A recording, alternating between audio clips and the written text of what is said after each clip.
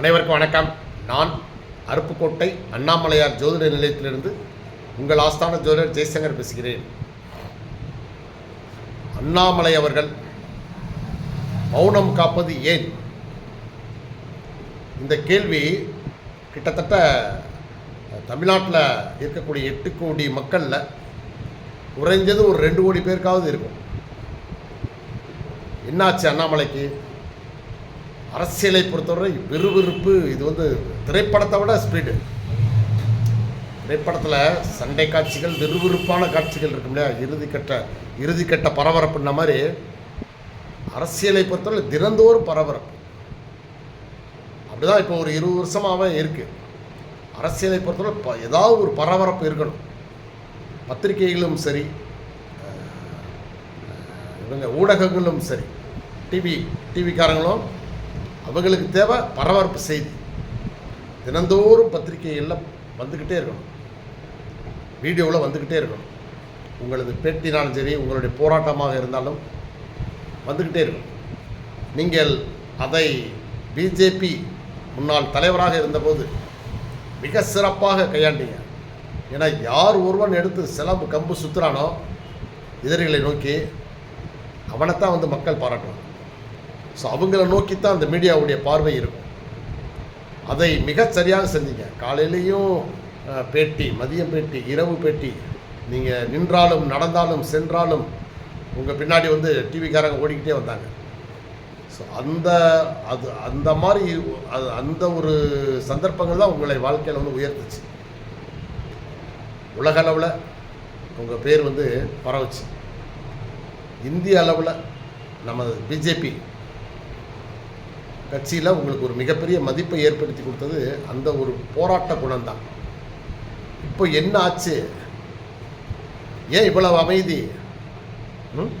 அதுவும் திமுகவும் அதிமுகவும் இப்போ கொஞ்சம் கொஞ்சமாக அப்படியே மணல் வீடு கரைஞ்சிக்கிட்டு இருக்கிற மாதிரி இருக்கும்போது, கூடாரமே காலி ஆகிக்கிட்டு இருக்கே. இந்த நேரம் நீங்கள் கட்சி வச்சுருந்தாலும் உங்கள் பின்னாடி ஆள் வருவாங்க. நீங்கள் இவ்வளோ அமைதி காத்தீங்கன்னா எப்படி? எல்லாரும் உங்களுக்கு நீங்கள் செல்ஃபோனை பயன்படுத்த தெரியாதவங்களே நிறைய பேர் இருக்காங்க. என்கிட்டே கேட்டிருக்காங்க, இது எப்படி அண்ணாமலை அவங்களுடைய இதில் கட்சியில் சேர்றது, அந்த இயக்கத்தில் சேர்றது அப்படின்ட்டு. நான் நிறைய பேருக்கு அனுப்பிவிட்ருக்கேன், இப்படி பண்ணுங்க அப்படி பண்ணுங்கன்னு. அப்போ ஒரு அந்த மாதிரியான விளக்கங்கள் நிறைய வரணும். இப்போது கட்சி தொடங்கணும்னா தொடங்கிறோன்னா நீ இதில் நீங்கள் யோசிச்சுக்கிட்டே இருக்கக்கூடாது. பரபரப்பாக இருக்கணும். அப்போ தான் மக்களுக்கு பிடிக்கும். ஏன்னா இப்போது அந்த இடத்தை, அதாவது திமுக அதிமுக ஆட்சியில் ஏகப்பட்ட தவறுகள், இன்றைக்கி அந்த 100% தவறுகள் இருந்த இடத்துல இன்றைக்கி கொஞ்சம் கொஞ்சம் அந்த தவறுகளை அரசல் புரசலாக கொஞ்சம் கொஞ்சம் பிடிக்கிறாங்க. நீங்கள் இருந்தீங்கன்னா சடனாக எல்லாரையும் பிடிச்சிருவீங்க நாங்கள் எதிர்பார்த்தோம். ஆனால் நீங்கள் ஏன் இவ்வளோ அமைதி காக்கிறீங்கிறது தெரிய மாட்டேங்குது. சரிங்களா?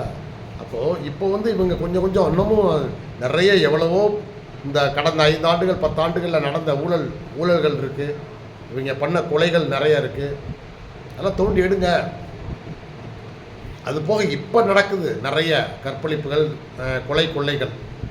இதை எதிர்த்து கேட்குறதுக்கு ஆளே இல்லைங்க. யார் கேட்பா? அப்போ இவங்க ஏதோ நல்லது செய்கிற மாதிரியே தெரியுது.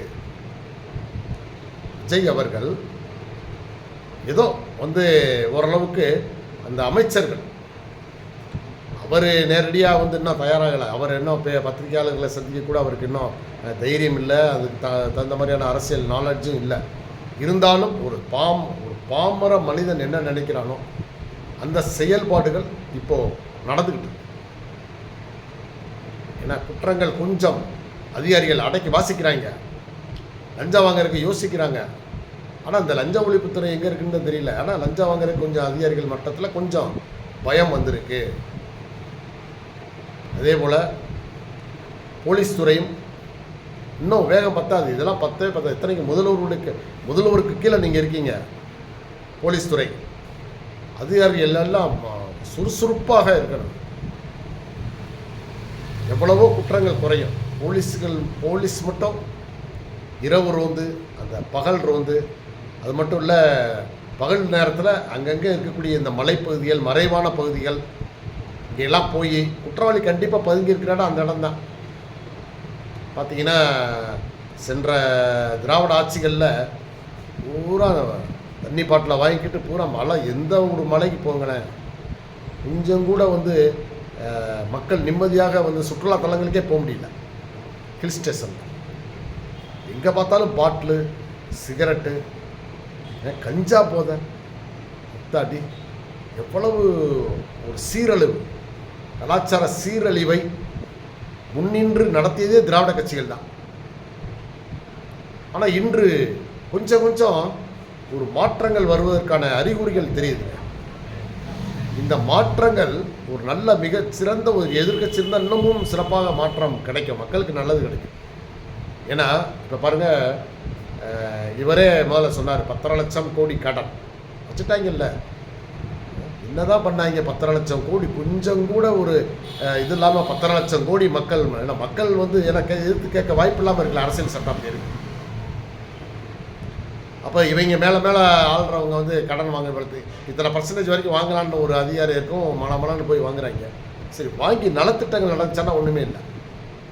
ஆனால் இப்போது அந்த செலவுகளை குறைச்சி, இப்போ விஜய் அவர்கள் ஆட்சியில் என்ன பண்ணுறாரு அப்படின்னா, செலவுகள் குறைக்கப்படுது. ஊழல் கண்டிப்பாக கொஞ்சம் நிப்பாட்டுறாங்க. இப்போ ஊழல் இல்லாமல் பண்ணும்போது கொஞ்சம் வந்து கொஞ்சம் அதிகமான அளவில் சில நன்மைகளை செய்ய முடியுது அவங்களுக்கு. இந்த மகளிர் உதவித்தொகை கரெக்டாக இப்போ 2வது மாதத்துக்கும் போட்டாங்க. வந்து போன மாதம் ஒன்று போட்டாங்க, இப்போ ஒரு போட்டாங்க. இனி அடுத்த லிஸ்ட் எடுத்துக்கிட்டு இருக்காங்க. 2500 ரூபா வழங்குவதற்கான புதிய லிஸ்ட் வேணும்ல. இன்னும் நிறைய மகளிர், அனைத்து மகளிருக்கும் கொடுக்க போகிறோம்னாங்க. அப்போ அனைத்து மகளிரையும் இந்த திட்டத்தில் இந்த 2500 ரூபா ஸ்கீமில் சேர்க்கணும். 6 மாதம் டைம் கொடுக்குன்னு சொல்லியிருக்காங்க. ஸோ அது ஓகே. இப்போ இந்த பிள்ளைகளுக்கு ஒரு விஷயத்தை நம்ம பாராட்டணும். பிள்ளைகளுக்கு இலவச மிதிவண்டின்ற பேரில் முன்னாடி இருந்த ஆட்சியாளர்கள் திராவிட கட்சிக்காரங்க தான், அதிமுக, திமுக, ரொம்ப கேவலமான வண்டிங்க. அவங்க பிள்ளைகளுக்கு மனசே இருக்காது. பாவம் வந்து ஸ்கூலில் கொடுத்தாங்கன்னா வீட்டுக்கு ஓட்டிகிட்டு வர்றதுக்குள்ளே அது வந்து பார்த்திங்கன்னா அது சில்க் மாதிரி டான்ஸ் ஆடிக்கிட்டே வரும். 2 வீலுமே போயிடும். காற்றடிச்சா நிற்காது, காற்றடிச்சா வெடிச்சிடும், பிரேக் இருக்காது, ஹேண்ட்பாரில் வந்து ஒரு பெல்லு சரியாக அடிக்காது. எவ்வளோ இலவசம்ன்ற பேரில் ஓசியாக தானே தர்றான், நாங்கள் பாதி எடுத்துக்கிடுவோம், உங்களுக்கு கிடைக்கிறது கொஞ்சம் தான்ன்ற மாதிரி அது கடைசியில் விற்று ஒரு 100 ரூபாய்க்கு போகுங்க அந்த சைக்கிள். சண்டால பாவிகளா அப்படி பண்ணது தாண்டா இன்றைக்கி பூரா இப்போ கெட்டு சீரழியிறீங்க.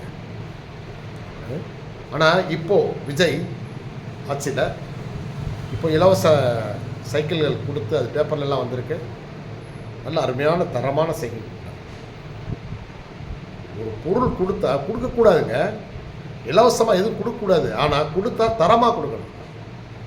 உன்னால் தர வக்கலைன்னா அது எது கொடுக்குற, நீ இலவசம்ன்ற பேரில் போய் கடனை வாங்குற. மத்திய சர்க்கார்ட்டை உலக வங்கிலையும் வாங்கி அதில் 3/4 நீ அடிச்சுக்கிற.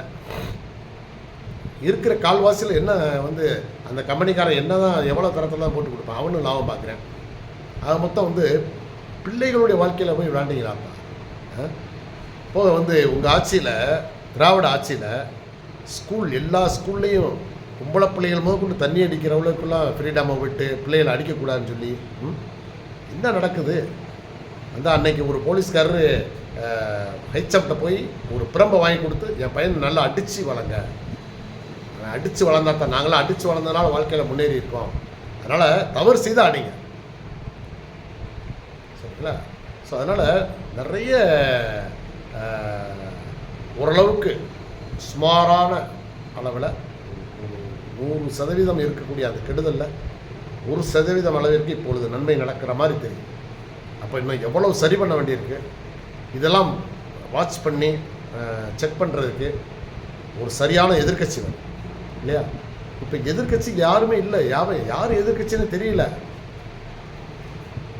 யாருமே எதிர்க்க மாட்டேங்குது. இது யாரை எதிர்த்து அரசியல் பண்ணுறாங்கிறது ஒன்றும் புரியலை, அவங்களுக்கே புரியல. 60 வருஷமாக ஆண்டிருக்காங்க, ஆனால் அவங்களுக்கே புரியலை எப்படி இதை யாரை எதிர்த்து பண்ணுறது. ஏன்னா அவங்க வீட்டு பிள்ளைகளே டிவிக்கு ஓட்டு போட்டுருக்கு.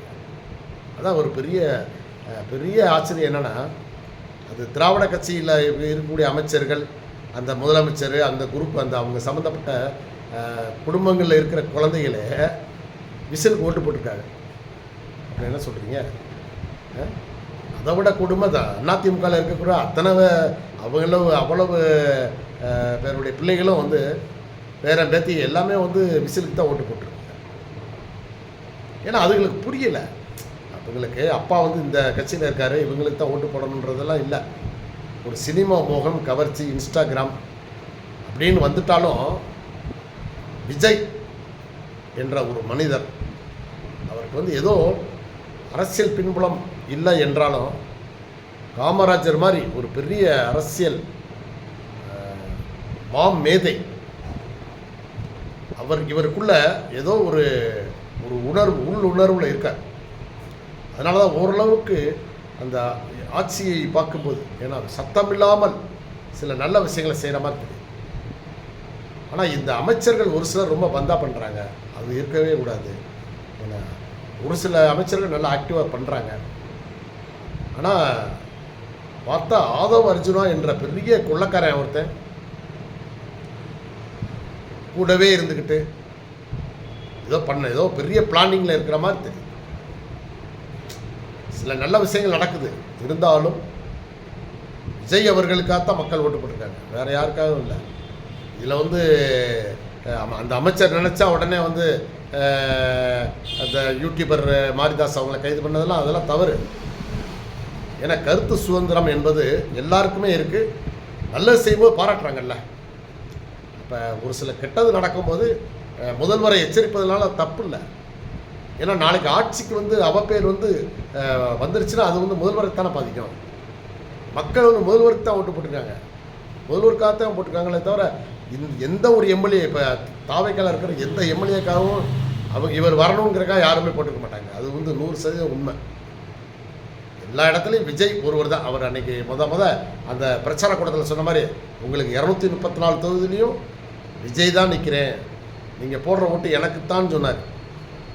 அதை நம்பித்தான் இந்த இளைஞர் பட்டாளம் அவங்களும் ஓட்டு போட்டிருக்காங்க. அவங்க குடும்பத்தினரையும் வற்புறுத்தி நீங்கள் விஜய்க்கு விசிலுக்கு தான் போடணும்னு சொல்லி தாத்தா பாட்டி எல்லாரையும் போட வச்சுருக்காங்க. அதனால்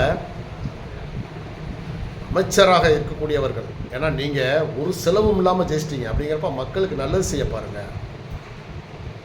இன்னமும் அதிகாரிகள் போடுற வேஷத்தை நம்பாதீங்க, சரிங்களா? எல்லாருமே மாற்றிக்கிட்டே இருங்க.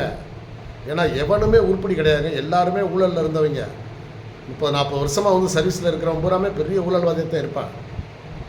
இப்போ அவனெல்லாம் நீங்கள் வந்து ஒன்று ஊழல் வந்து நிறைய நடந்துகிட்டு தான் இருக்குது. அதே மாதிரி எந்த அலுவலகத்தில் எந்த அதிகாரி சரியான நேரத்தில் நீங்கள் திடீர்னு விசிட் பண்ணுங்களேன். எம்எல்ஏ வச்சுருக்கீங்க, மினிஸ்டர் இருக்கீங்க, ஒரு நாளைக்கு நினச்சா 10 இடங்களில் கூட நீங்கள் ஒவ்வொருத்தரும் ரைடு போனால் எப்படி இருக்கும்? அப்போ தான் வேலை. அப்போ எங்களை ரைடு பண்ணுறதா உங்களுக்கு வேலையான கேட்குறது வந்து அவங்க கேட்கக்கூடிய அளவுக்கு நீங்கள் நடக்கணும். மக்கள் பாராட்டுவாங்க. நீங்கள் போய் அந்த இடத்துல நின்றா அவன் பயப்படுவான் அதிகாரி. ஆனால் மக்கள் ஆஹா நம்ம அமைச்சர் வந்திருக்காரு, அப்போ வந்து இனி அதிகாரிகளாக ஒழுங்காக வேலை செய்வான்னு நினைப்பான். அப்போ இந்த நேரம்னு இல்லாமல் சர்வ சாதாரணமாக எந்த ஒரு பாதுகாப்பும் இல்லாமல் நீங்களாக போய் பாருங்கள். அதே போல் அரசு அதிகாரிகள் கொஞ்சம் கூட பொறுப்பற்ற தனத்தில் ஒன்று சொல்லணும்னா, இப்போ இந்த பெண் போலீஸ் பாருங்களேன், ஒரு கைதியோட போய் கள்ள தொடர்பு வச்சுக்கிட்டு அசிங்கம், கேவலம். ஏங்க அது பேப்பரில் வந்து நாரி போச்சு. முண்டக்கட்டையாக வந்து அடுத்த வீட்டுக்கு ஓடோடி போய் 2 பேர் கற்பழிக்க வந்துட்டான்னு சொல்லி ஓடோடி போய் அடுத்த வீட்டில் போய் ஒளிஞ்சிக்கிட்டு என்ன அப்படியே ஒரு போட்டிருக்கிற யூனிஃபார்ம் மரியாதை வேணாமா? ஒரு குற்றவாளியுடைய போய் வந்து நீங்கள் வந்து இது வச்சுக்கிறது, உறவு வைக்கிறது. அப்போ அந்தளவு எவ்வளவு நிர்வாகம் இவ்வளவு நாளாக சீர்கெட்டு போயிருக்கு கடந்த திராவிட ஆட்சிகளில். அப்போ இது மாதிரி எவ்வளோ நடந்திருக்கும். அந்த மாதிரி அதிகாரி இப்போ பேப்பரில் வந்துருச்சு. அந்த எஸ்பி என்ன செய்கிறாங்க? ஏன் அந்த அந்த அந்த லேடி கான்ஸ்டபிளை வந்து டக்குன்னு வேலையை விட்டு தூக்கணும்? என்ன டிபார்ட்மெண்ட்டுக்கு தானுங்க அவமானம். இதை மக்கள் முன்னாடி பார்த்துட்டு கண்டுக்கலாம் போனாங்க. ஆனால் இப்போ உள்ள இளைஞர்கள் அப்படி இல்லை. அவங்க மனசில் பூரா இது பதியும். அரசுக்கு ஒரு அவப்பெயர் வர்ற மாதிரி நடந்துக்கிட்டு அந்த கீழே உள்ள அதிகாரிகள் நடந்தாலும் சரி, யார் நடந்தாலும் சரி, அவங்க மேலே உடனடியான ஒரு துறை ரீதியான ஒரு ஆக்ஷன் எடுங்க. அப்போ தான் வந்து ஆட்சிக்கு நல்ல பேர் கிடைக்கும். எந்த துறையில் யார் எந்த தவறு செய்தாலும் முதலமைச்சர் இருக்கிறார், அமைச்சர் ஆக்ஷன் எடுப்பார், எம்எல்ஏ ஆக்ஷன் எடுப்பார், கலெக்டர் ஆக்ஷன் எடுப்பார் அப்படின்னு ஒரு பவர் இருந்தாலுங்க வந்து மக்கள் பயப்படுவாங்க. அப்போ வந்து அதிகாரிகள் பயப்படணும். அப்போ தான் வந்து மக்கள் தானே எஜமானர்கள். நீங்கள் அந்த மக்களே எந்த ஒரு அரசு அதிகாரி இது வரைக்கும் மதித்து பார்த்ததே இல்லை.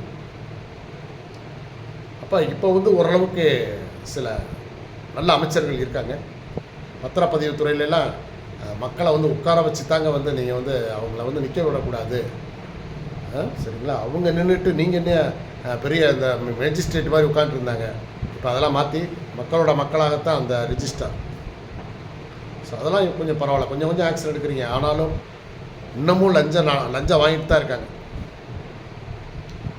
நீங்கள் பத்திர ஆஃபீஸில் மட்டும் ரைடு போகக்கூடாது.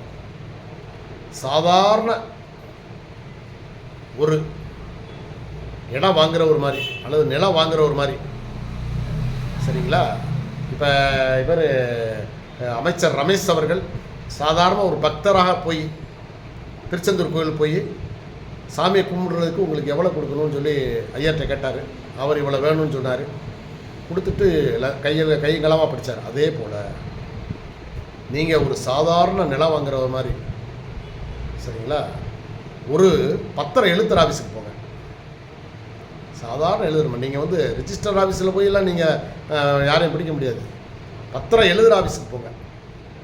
போய் ஐயா ஒரு இடம் பதியணும், இதுக்கு சார் மதிப்புப்படி எவ்வளோ ஆகும், மொத்தத்தில் ஒரு அதுவும் எல்லா செலவும் சேர்த்து ஒரு சிட்டையை போட்டு கொடுக்குன்னு மட்டும் கேளுங்க. சும்மா கேட்டு பாருங்களேன். ஆன்லைன்றது பாருங்கள், இவங்க எழுதிக்கிட்டு இருந்தாங்க கையில், அது வந்து வேலை அதிகம்.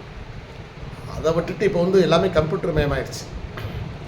எழுதிக்கிட்டு இருக்கிறப்ப கைட்ட எழுதிக்கிட்டு இருக்கிறப்ப எழுதணும், சரி பார்க்கணும். அதில் ஏதாவது தவறு வந்தால் உடனே அடிச்சுட்டு அடுத்து எழுதுவாங்க, அடுத்து பக்கம் மாற்றுவாங்க. இந்த மாதிரி இதெல்லாம் நிறைய வேலைகள் இருந்தது. ஆனால் இப்போ 1/4 மணி நேரத்தில் டக்குன்னு அடிச்சிடுறாங்க. அப்போ அன்னைக்கு ஒரு பத்திரம் பதிகிறதுக்கு ஒரு பத்திரத்துக்கு 300 ரூபா வாங்கினாங்க. பத்திரம் பதிகிறதுக்கே ஆஃபீஸ் செலவு அப்படின்னு சொல்லிட்டு ஒரு 200 ரூபா வாங்கினாங்க. 500 ரூபாவில் ஒரு பத்திரம் பதிஞ்சோம். ஆனால் இன்னைக்கு வாய் கூசாமல் பத்திரம் எழுதுறதுக்கு 3000 ரூபா கேட்குறேன். அதுபோக ஆஃபீஸ் செலவுன்னு ஒரு சிட்டையை கொடுப்பேன் பாருங்க, ஒரு 7000 8000 10,000 ரூபாய்க்கு குறைஞ்சி இன்றைக்கி எந்த பத்திரமும் பதிய முடியாது. இப்போ நான் சொல்கிற கூலி மட்டும்தான். இதுபோல் கவர்மெண்ட் மதிப்புங்கிறது வேறு. அது 40,000 50,000 நம்ம அது அரசுக்கு செலுத்துறது வந்து அதை வந்து மறுக்கக்கூடாது. அது வந்து என்னென்னா அந்த பணம் கட்டுறது கவர்மெண்ட்டுக்கு போகுது. சரி, அதுலேயும் பத்திர விற்பனைன்னு முத்திரைத்தாள் விற்பனை இருக்கு இல்லையா, அதில் பூராமே எப்படி ரூபா நோட்டை போலி அடிக்கிறாங்களோ அது மாதிரி அதில் ஒரு பெரிய ஸ்கேம் இருக்குது. அதில் மிகப்பெரிய ஊழல் இருக்குது. இதெல்லாம் யார் சரி பார்க்குறதுங்க? எந்த அதிகாரியும் செக் பண்ணுறாங்க? எங்கேயுமே செக் பண்ணுறத வந்து ஒரு பேப்பர்லேயும் வந்ததில்லை, எதுலேயுமே வந்ததில்லைங்க. நீங்கள் விற்கிறது அந்த வெண்டர் விற்கிறது தான். அப்போ இதெல்லாம் வந்து ஒரு அதிரடி ஆக்ஷன் எடுத்து இது பண்ணிங்கன்னா அரசுக்கு எவ்வளோ வருமானம் வரும் பாருங்கள். இப்படி கொள்ளையாக தனியாக போகுது. இப்போ நாங்கள் பொதுமக்கள் வந்து ஒரு பத்திரம் வாங்குகிறோம், வெண்டர்கிட்ட போய் வாங்குகிறான், அவன் 5000 ரூபாய் பத்திரம் கொடுக்குறான். அது உண்மையாக போலியான்னு எங்களுக்கு தெரியுமா சொல்லுங்கள்? அதில் நிறைய போலி இருக்குது. அது யார் கண்டுபிடிக்கிறது? அரசு அதிகாரி தானே கண்டுபிடிக்கணும். எங்கேயுமே ஒரு ஆக்ஷன் எடுத்ததாக நாங்கள் சரித்திரத்திலே பார்க்கல. அப்போ இவ்வளோ நாளும் அவங்க ஏதாவது ஊழல் பண்ணியிருந்தால் அந்த பத்திரங்கள் எல்லாம் என்ன ஆச்சு? அந்த போலியாக வாங்கி பத்திரம் பதிஞ்ச பத்திரங்கள் என்ன ஆகும்? இப்போ இதையெல்லாம் செக் பண்ணிகிட்டே இருக்க வேண்டாமா? எல்லா அரசு அதிகாரிகளும் அலர்ட்டாக இருக்க வேண்டாமா? அவங்கவுங்க துறையில் அலர்ட்டாக இருக்கணுங்க. உணவுத்துறைன்னு ஒன்று இருக்கா இல்லையா அது தெரியவே மாட்டேங்குது. எவ்வளவோ ஹோட்டலில் கெட்டுப்போன இறைச்சிகளை வந்து சமைச்சு கொடுக்குறாங்க. பிள்ளைகள்லேருந்து எல்லாம் சாப்பிட்றாங்க. எத்தனையோ வந்து இறைச்சிகளில் வந்து பாம்பு இருக்குது, பல்லி இருக்குது, பூரையாக இருக்குன்றாங்க. அதுபோல் கெட்டுப்போன இறைச்சிகள் நிறைய கோழிக்கறி கடைகளெல்லாம் பூரா ஆய்வு பண்ணி பாருங்கள். எந்த ஒரு அதிகாரியுமே எங்கிட்டுமே வந்து ரவுண்ட்ஸ்க்கே வரலங்க. முன்னாடியெல்லாம் நாங்கள் சின்ன பிள்ளைகளாக இருக்கிறப்ப பார்த்தீங்கன்னா ஜீப்பில் வந்து நிற்பாங்க. இந்த அங்கே பூரா உணவுத்துறை அதிகாரி வந்துருக்காங்க, பூரா டெஸ்ட் பண்ணுறாங்கண்ணா. அதை பார்த்துருக்கோம் அப்போ எம்ஜிஆர் பீரியடில். அதுக்கப்புறம் வந்த கருணாநிதி பீரியட்லேருந்து எல்லாம் வந்து ஊழலுக்கு நீ என்ன வேணாலும் பண்ணிக்க, எங்களுக்கு இவ்வளோ கொடுத்துரு, இப்படியே வந்து தலைமை சரியில்லாதனால கீழே வரைக்கும் ஊழல் வளர்ந்து நாட்டையே கெட்டு குட்டிச்சோறாயிடுச்சு. திரும்ப இது காமராஜர் ஆட்சி மாதிரி வர்றதுக்கு தான் வந்து ஒரு சரியான அடி திராவிட கட்சிகளுக்கு அடி கொடுத்தாங்க. அதற்காகவே வந்து திரு விஜய் அவர்களுக்கு ஒரு பெரிய சல்யூட். ஏன்னா நாங்கள் வந்து அதுக்காக அவர் ரொம்ப சிறந்த முதல்வருங்கிறதுக்கு என்ன அதை நிரூபிக்கிறதுக்கு அவர் இன்னும் 10 வருஷம் 15 வருஷம் ஆளணும். ஆனால் அமைச்சர்கள் சரியாக இருக்கணும். மேலே ரைட் ஹேண்ட் லெஃப்ட் ஹேண்டாக இருக்கிற ஆளுகள் மேலே ரொம்ப சந்தேகம் இருக்கு. ஆனந்த் இருக்கார், பொதுப்பணித்துறை அமைச்சர், அவர் நீர் வளத்துறையாக இருக்கார். என்னதான் செய்கிறாரு அவர்? அந்த உங்கள் வீடத்தவர் பனையூர் இல்லத்தில் தான் இருக்கார், அல்லது தலைமைச் செயலகத்தில் தான் இருக்கார். அவர் என்ன செய்கிறாரு? ஆதவ அர்ஜுனா எந்த துறைக்கு தான் அமைச்சர்? அவங்க துறையில் என்ன ஆக்ஷன் அவர் எடுக்கிறாரு? ஏன்னா மற்ற மந்திரிகள் ஓரளவுக்கு ஸ்பாட்டில் வந்து கொஞ்சம் எல்லாம் பண்ணுறாங்க. தலைமைச் செயலகத்தில் உட்காந்துக்கிட்டு ஆய்வு பண்ணாமல் இருந்தால் எப்படி இந்த அதிகாரிகள் எப்படி வேலை வைப்பாங்க சொல்லுங்கள்? அப்போ கலெக்டர்லேருந்து சாதாரண பியூன் வரைக்கும் மக்களுக்காக உழைக்கிறதுக்கு உழைக்க வச்சுட்டீங்க அப்படின்னா சரி. நம்ம தமிழ்நாடு மாதிரி ஒரு பெரிய சிங்கப்பூர், மலேசியா மாதிரி நம்ம தமிழ்நாடு முன்னேறும். ஊழல் இல்லாத ஒரு நாடாக எப்படி சிங்கப்பூர் இருக்கோ அதுபோல் தமிழகத்தை மாற்ற வந்த சக்தியாக திரு விஜய் அவர்கள் மாற வேண்டும் அப்படின்னு ரொம்ப விரும்புகிறோம். அதுக்கான பவர் அவர்கிட்ட இருக்குது, ஏன்னா மக்கள் செல்வாக்கு இருக்குது. ஆனால் இந்த நேரத்தில் என்னதான் இருந்தாலும் ஒரு ஆளுங்கட்சி இருந்தால் ஒரு எதிர்கட்சி, வலுவான எதிர்கட்சி இருக்கணும். ஆனால் இனி வந்து ஏன்னா 2 கட்சியுமே இப்போ காலியாகிக்கிட்டே இருக்கு. திராவிட கட்சிகள் காலியாகிக்கிட்டே இருக்கு. இரண்டு கட்சிகளும் திமுக, அதிமுக அப்படியே கரைஞ்சிக்கிட்டு இருக்கு, கரைஞ்சி உருகிக்கிட்டு இருக்கு. ஆனால் இந்த நேரத்தில் சுறுசுறுப்பாக கட்சியை வளர்க்க வேண்டிய இடத்துல அண்ணாமலை அவர்கள் இருக்கிறார். ஆனால் ஒரு செயல்பாடு இல்லாமல் இருக்குது. என்ன காரணம்? அதுதான் கேட்கணும். ஏன்னா இவ்வளோ அமைதி இருந்தால் எல்லா கட்சியிலேருந்து விலகி வர்ற ஆட்கள் எங்கே போவாங்க? அப்புறம் வந்து தாவகைக்கு தான் போவாங்க. அப்புறம் உங்களுக்கு வர்றதுக்கு ஆள் யார் இருப்பாங்க? அதனால் திரு அண்ணாமலை அவர்களே தினந்தோறும் இது அரசியலை பொறுத்தவரை பரபரப்பு இருந்துக்கிட்டே இருக்கணும். உங்களுக்கு தெரியாத விஷயமே இல்லை. ஏன்னா நீங்கள் பரபரப்பை நீங்கள் தான் வந்து பரபரப்பின் மையமாக இருந்தீங்க. அப்போ அந்த பரபரப்பின் மையத்திலேருந்து நீங்கள் எப்பயுமே விலகக்கூடாது. இருந்தீங்கன்னா மக்கள் ஆகான்னு வந்து உங்களை தூக்கிடுவாங்க. சரிங்களா? அண்ணனுக்கு ஜேன்னு அண்ணாமலைக்கு ஜேன்னு தூக்குவாங்க. ஆனால் அமைதியாக இருக்கும்போது அப்போ அவர் எதிரணி, அதான் உங்களுடைய எதிராளி விஜய்னு வச்சுக்கோங்களேன். நீங்கள் அவர் பாவம் இப்போ தான் வந்திருக்காரு, ஒரு டைம் கொடுப்போன்னு நினச்சி அமைதியாக இருக்கலாம். ஆனால் இவ்வளோ பொறுமையாக இருந்தால் மாற்று கட்சியிலிருந்து வர்ற ஆட்களுக்கு புகலிடம் இல்லை. அவங்களுக்கு இப்போதைக்கு இருக்கிற ஒரே புகலிடம் தாவேகா தான், டிவிகே தான். அதனால் பார்த்தீங்கன்னா கூட்டமாக போயிட்டுருக்காங்க. பாருங்கள், மாற்று கட்சியினர் 50,000 பேர் இணைஞ்சாங்க, 25,000 பேர் இணைஞ்சாங்கன்னு போய் கூட்டமாக போயிட்டுருக்காங்க. அப்போ நீங்கள் 1 கோடி என்னைக்கு வரும்னு நினச்சிட்டு உட்காந்துருந்தீங்கன்னா நடக்காது. நீங்கள் வந்து அரசியல் கட்சி தமிழ்நாட்டு பேரில் வச்சுக்கணும், தமிழக ஜனதா கட்சின்னு வைக்க. என்ன இதில் வந்து உங்களுக்கு மக்கள் வந்து அப்போ தான் வந்து சரி நமக்குன்னு ஒரு கட்சி. விஜய் பிடிக்காதவங்களும் இருப்பாங்கல்ல.